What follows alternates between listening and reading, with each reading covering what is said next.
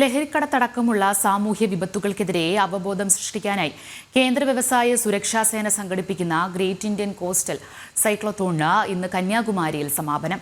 ഗുജറാത്തിൽ നിന്നും ആരംഭിച്ച പശ്ചിമതീര യാത്രയും പശ്ചിമ ബംഗാളിൽ നിന്ന് ആരംഭിച്ച കിഴക്കൻ തീര യാത്രയും കന്യാകുമാരിയിൽ സംഗമിക്കുന്നതോടെയാണ് സൈക്ലോത്തോണിന് സമാപനമാകുന്നത്.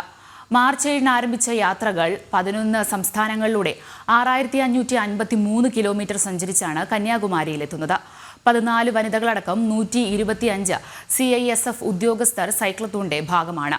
വൈകിട്ട് കന്യാകുമാരി വിവേകാനന്ദ കേന്ദ്രത്തിൽ നടക്കുന്ന സമാപന ചടങ്ങിൽ സാമൂഹ്യ സാംസ്കാരിക രംഗങ്ങളിലെ പ്രമുഖർ അണിനിരക്കും.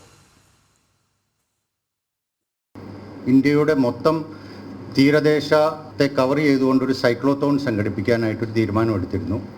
വെസ്റ്റ് കോസ്റ്റിൽ 75 CISF സേനാംഗങ്ങളും ഈസ്റ്റ് കോസ്റ്റിൽ 50 സേനാംഗങ്ങളും ചേർന്ന് സൈക്ലോത്തോൺ റാലി നടത്തി. 2 റാലിയും കൂടി കന്യാകുമാരിയിൽ മാർച്ച് 31-ന് കൺക്ലൂഡ് ചെയ്യുന്ന ഒരു പ്രോഗ്രാമാണ്.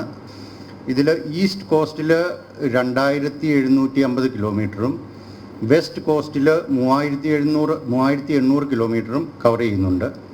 മൊത്തം 6553 കിലോമീറ്റർ ഇവർ 25 ദിവസം കൊണ്ട് കവർ ചെയ്യുന്നുണ്ട്.